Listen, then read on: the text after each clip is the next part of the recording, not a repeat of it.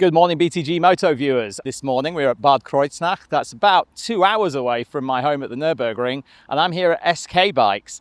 And the reason I've come all the way down to SK Bikes is because they've got the new CFMotos as Vorführer. That's a test bike here in Germany. For the first time in years, I've actually seen a bike that might possibly replace the fantastic Tuareg 660. Before I do anything crazy like swap bikes, I do want to test ride. We can't take it off-road, we can just take it on the road. Having watched the review from MAD TV down in Australia, I know for a fact it's got off-road chops, so I don't need to worry about that. But I do want to know, is it as comfy as the Aprilia? Is it as smooth as the Aprilia? If you remember from the channel, I've ridden the 901, I've ridden the 890, I've ridden the 790, I've ridden loads of different bikes on this platform, and the 285-degree parallel twin, I find it a little bit vibratey, but I am told by the CFMoto guy, he tells me it's a lot smoother now. So there's only one way to find out, and that's to ride it. Am I going to swap the Tuareg, or am I going to go crazy and buy a Chinese motorcycle instead of my Italian pasta machine? I mean, what's worse, Chinese noodles or Italian pasta?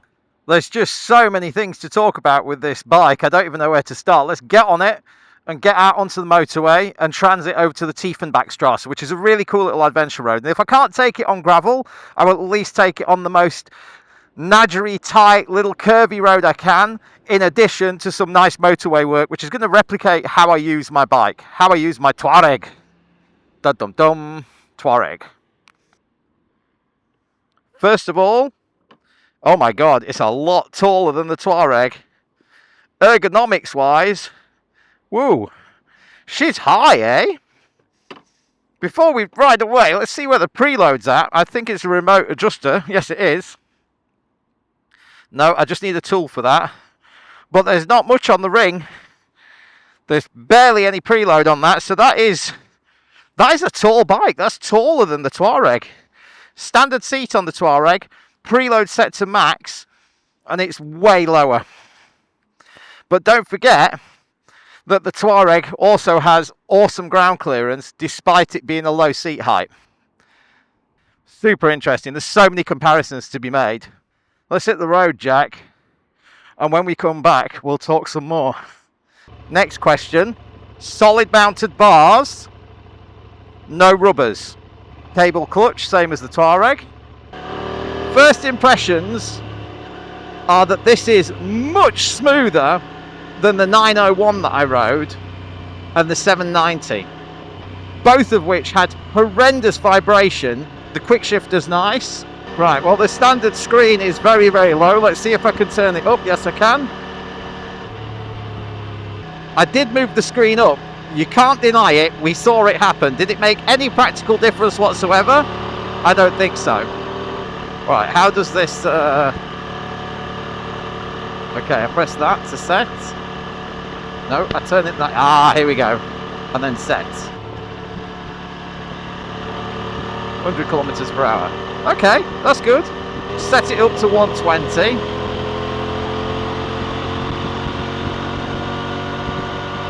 Oh my God. We are so much more in the wind than the Tuareg. That is ridiculous, isn't it? I'm actually getting like... It's not just the noise of the buffeting. I'm actually getting physically buffeted around here, around the helmet.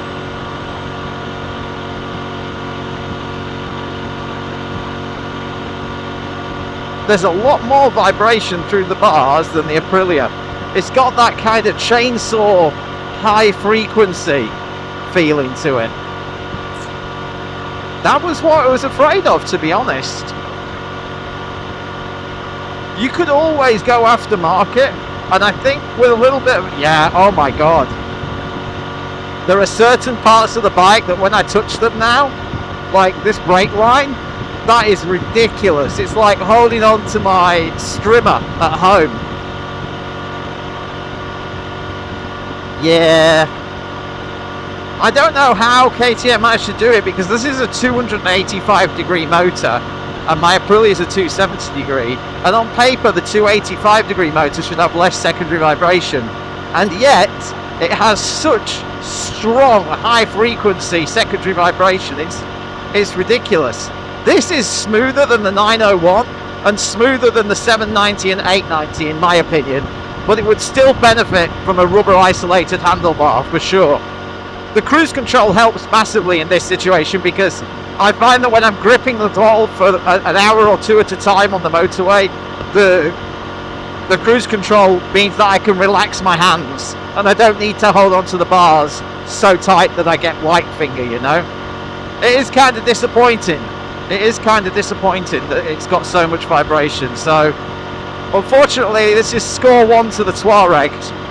When you add to the fact that the Aprilia is also the same ground clearance nearly and has a much lower seat height, for shorties like me, this makes a big difference. So I'm actually 2 points to the Tuareg at the moment, although the motor's very, very nice. So let's go into off-road mode. Nope, look at that, it went straight back to standard. Rain mode, back to standard. Ah, of course, I bet you have to roll off the throttle. So, can I cancel the cruise control by rolling forward? Oh, no, I can't. The Aprilia lets me cancel cruise control with the throttle. That's interesting. I prefer the Aprilia / BMW way. I like to just roll the throttle forward and then catch it. But we can also cancel it on the button, I believe. Like that. Yeah. Okay, let's change mode. Okay, now it stays in off-road mode. Ah. TC is either on or off. Quick shifter is on or off. Can I not change this? Oh, there we go. Make your mind up. Okay, TC is now off. Can I change TC modes? Oh, I think TC is either on or off. I thought it'd be a gradiated traction control like the Aprilia or the KTM, you know? If it is, then I apologise and I will figure that out later. If it isn't, then score another point to the Aprilia, because the Aprilia, I can turn the traction control on or off using the cruise control button, and I don't need all this up, down, left, righty nonsense to do that on the Aprilia. I have a dedicated control for it. When cruise control is on, it operates cruise control, but when cruise control is off, this switchgear on the Aprilia lets me mess with traction control in real time without going through menus, because it's important when you're off-road. It's important when you're adventuring and you're switching between surfaces and conditions. Future Dale here to explain that there is actually a shortcut on the CFMoto to instantly disable TCS and allegedly to instantly disable the rear ABS. So there is a quick way to enable off-road mode with the controls off, and that's simply to press the mode button for 3 seconds. Unfortunately, for the duration of this test ride, I didn't know that. It's really weird that the first function it gives you is screen brightness, when really, you know, what I want to do is I want to turn the traction control back on. So I just turned traction control back on, I thought. This is a real... This has got that real Dakar bike feeling to it. It's very, very tall, just like the KTMs. This reminds me very much of the 890 Adventure in the way that it just is super tall. Make no mistakes, this bike has 21-inch front, it's got an 18-inch rear. This is proper suspension travel, fully adjustable forks and shock. This is definitely a very off-road capable adventure bike.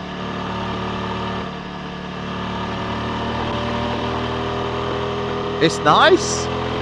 The tyres are, I think they're CS's, which is a Chinese brand of tyre. I don't know what to tell you about the tyres, but they're functional for now. They certainly look off-road style-y. They could definitely do some very capable dry off-roading. The suspension is much firmer than the Tuareg. The rebound is pretty good, actually. The riding position is very comfortable. Going back to the ergonomics for a second, the riding position is very comfortable indeed.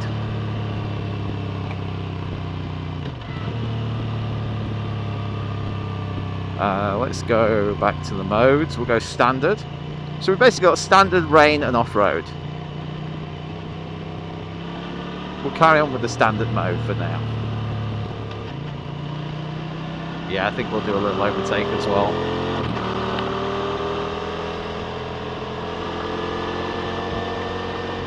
I like the riding position. As soon as you're off the motorway, it makes a lot more sense.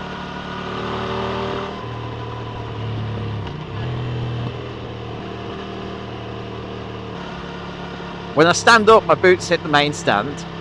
I'm not a big main stand guy because, to be honest, it's a great thing to have on a road bike, but it's a bit of a pain in the ass sometimes on an off-road bike. And when you need to work on an off-road bike, you can generally find a rock or a stick to stick under the sump guard, prop the bike up.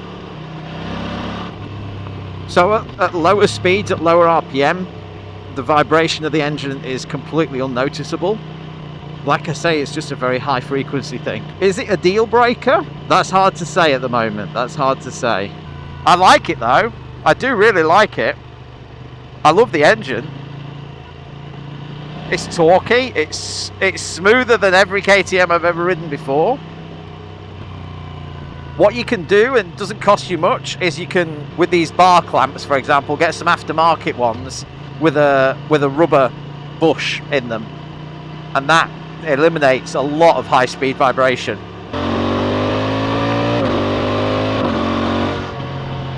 Don't need to rev this engine. It's very torquey in the middle. Yeah, look, as soon as you get over 5.5, I'm really feeling the vibes again. Super vibrating. Ooh. My Chinese tyres had a little feeling of unsafety when I went over that metal grate there. Oh yeah. As soon as you rev it, I'm only approaching 6,000 there. And I can feel it through the whole bike. Look, a lot of people don't even notice secondary vibrations, but for me, it is unfortunately a deal breaker.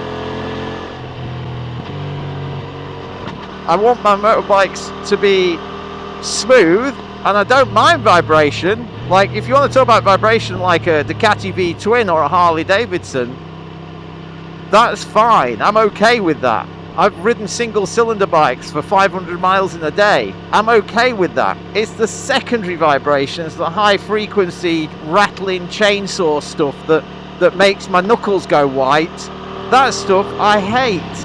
Let's talk about some more things to do with this versus the Tuareg 660. This is 20 kilos heavier at the spec sheet, and that's a lot over the Tuareg for only 10 horsepower more, because this is a 95 horsepower motor and the Tuareg's 85. So yeah, you expect, that the bigger bike's going to have more power, but this is 20 kilos heavier. The Tuareg is 200 with a full tank of gas. Admittedly, an 18 litre tank. This is a 22 litre tank. That's pretty cool. And the 22 litres is down there by my feet, so that's cool. The weight on the CFMoto is relatively low down, but the bike itself is much taller. I really like the way it handles. I really like the firmness of the suspension. It seems to strike a very good balance between coping with my weight, which is I'm over 100 kilos in my gear here, and it can also seem to swallow small bumps and little crappy bits of tarmac. Now we're getting onto a really bumpy bit of the Tiefenbachstrasse up ahead, and there we'll discover how comfortable this suspension is, but bear in mind it is completely adjustable front and back, compression, rebound and preload. So it was about this point on the Zontes a few days ago where I was like, oh my god, I could barely, hey, your side of the road please. The Zontes here on this bumpy stuff was not happy, where my Tuareg and the CFMoto doesn't even notice it. It just lets you know that it's there. It doesn't slow you down. The Zontes, I was like, oh, slow down. Oh.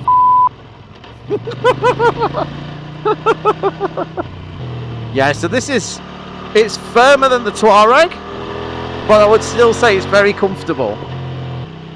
The adjustable screen, I don't know what to tell you, because yes, it's definitely adjustable, but it adjusts from being really low to being slightly less low.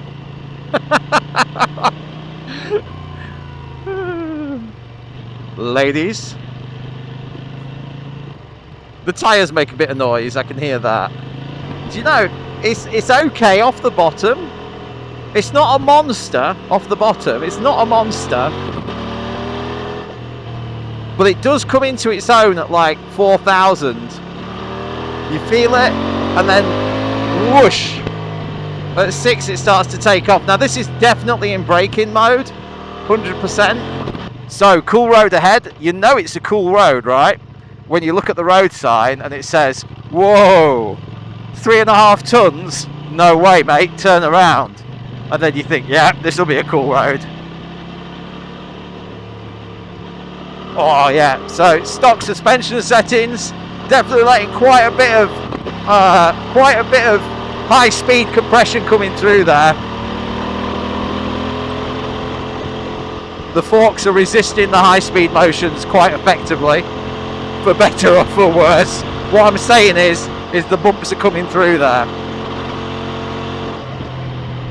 Oh, the screen is not compatible with my height. It makes my eyes vibrate at a certain speed.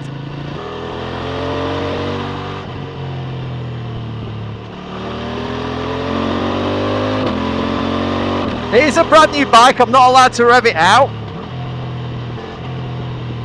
I'm more interested in the character of it and how it feels and the low speed response and that mid-range torque, you know. I'm very impressed with the suspension. It is a little bit firmer than the Tuareg, but it's not grossly firm.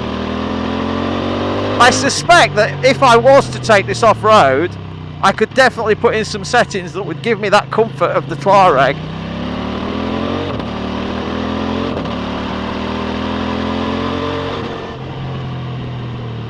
Oh, it's a tricky question now, because I tell you, I really like the price, I really like the bike. I like the quick shifter, which I can also have on my Aprilia. Don't get me wrong, if I want to, I can just stick a quick shifter on the Aprilia, up the spring rate on the rear shock in particular, maybe stick another 10 kilos on the front springs, and probably have a very similar feeling. Although the way that this bike feels like a rally bike with this tall riding position is quite addictive. It's very nice. It feels cool to me. I don't like the vibrations though. Honestly, there's so much vibration going on right now. As soon as you get over 5, it's got that little buzz to your fingers, to your knees, anywhere that you're gripping the bike. Like I'm gripping it here with the inside of my knees, and I can just feel this.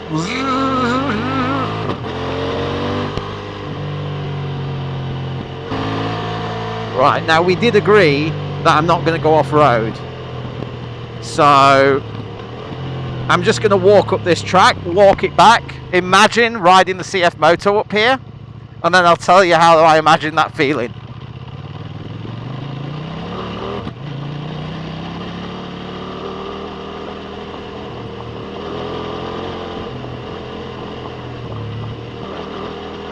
Yeah. I imagine that it feels about as competent as my Tuareg immediately on the loose stuff. And I also imagine that I might need a wee up here. So I might stop for a wee. Okay, so having imagined how this would handle off-road, I'd say it's pretty good. This is about as close to a real Gelände as I'm allowed to go. So let's hop off this. Oh, the fuel is... Oh shit, it's nearly empty. Ha ha ha ha ha! Okay. I get it. Now I understand. Is that empty on the right and full on the left? I don't know. I don't know. Oh my god, it's so complicated. Okay, right. Not a big fan of that menu. It has to be said. Let's have a little look, see if we can I change anything? Tema. Can we have night mode? Oh, that's so much nicer. Oh, look at that. Night mode. Way better. Okay, now I definitely understand. We're nearly empty on fuel. Oops. Right, let's do some detail shots. It's kind of weird, you know. This bike is significantly taller than the Tuareg 660 with 10 more horsepower, and it feels like a massive rally bike. Really, really tall. But the Tuareg, despite having a lower seat height, has exactly the same claimed ground clearance at 240 millimeters, whilst also having 240 millimeters of travel front and back. And this only has 230 meters of travel. I'm kind of confused. There's a lot of things that make me want this bike, but I suspect most of them are to do with it being fresh and new and shiny.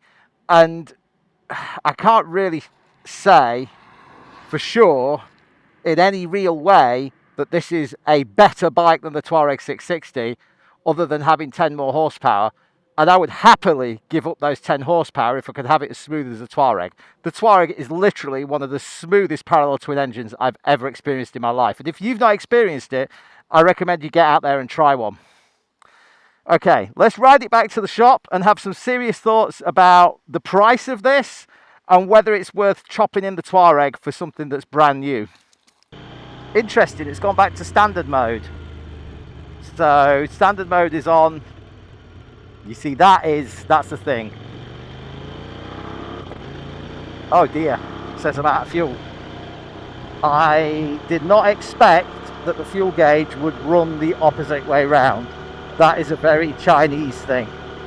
Don't forget that Chinese writing goes backwards by Western standards. They would say that our Western...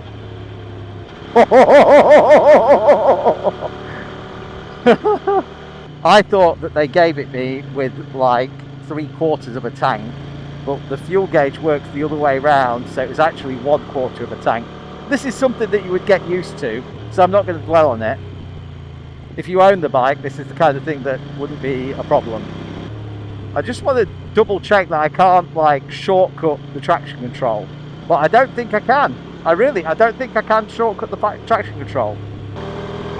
So it does feel taller and more off-roady than my Tuareg, but the reality of the spec sheet battle is this. This has the same ground clearance and it has even 10 millimeters less travel than the Tuareg. So yes, you can say that the Tuareg feels a lot shorter, but it is way more comfortable. I would say that the Tuareg is more of an adventure bike than this. If you're sleeping on the Tuareg 660, you know, I need to do a whole video on my Tuareg 660 because it's honestly one of the best bikes I've ever owned. And Aprilia Deutschland, by the way, don't even answer my messages or emails. So don't worry, it's not like I'm being paid by Aprilia or something. They actually ended my warranty early because I was 2 weeks late for my service, which was my own fault, I admit. But, you know, computerized service records, they don't lie, do they? And you have to have it serviced every year, and there's no leeway for that, apparently. According to my dealer, there's no leeway for that. Yeah, without a doubt, this is the best Chinese adventure bike that I've ridden in the last week. And I've just ridden 3 different adventure bikes, all from Chinese manufacturers. Oh, the fuel light says that I've got some more fuel in it now, so let's hope for the best. It's a really good bike. If I hadn't bought the Aprilia Tuareg 660 and I'd never ridden an Aprilia Tuareg 660, I would certainly rank this very highly. And priced at €9,500 on the road, brand new, with, somebody told me, and we'll check this out at the dealers, but somebody told me it's a 4-year warranty. If it really is a 4-year warranty, that's amazing. That'd be fantastic. Even if it's just a 2-year warranty, that's still fine.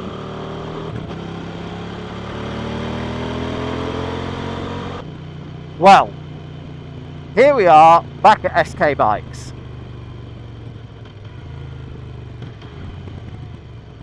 There's my Aprilia. Do you know, I'm going to immediately, I'm just going to park next to the Aprilia and do this, because the comparison is real. The comparison is real. I want to sit on the Aprilia immediately and just get this straight in my head. It's like chalk and cheese.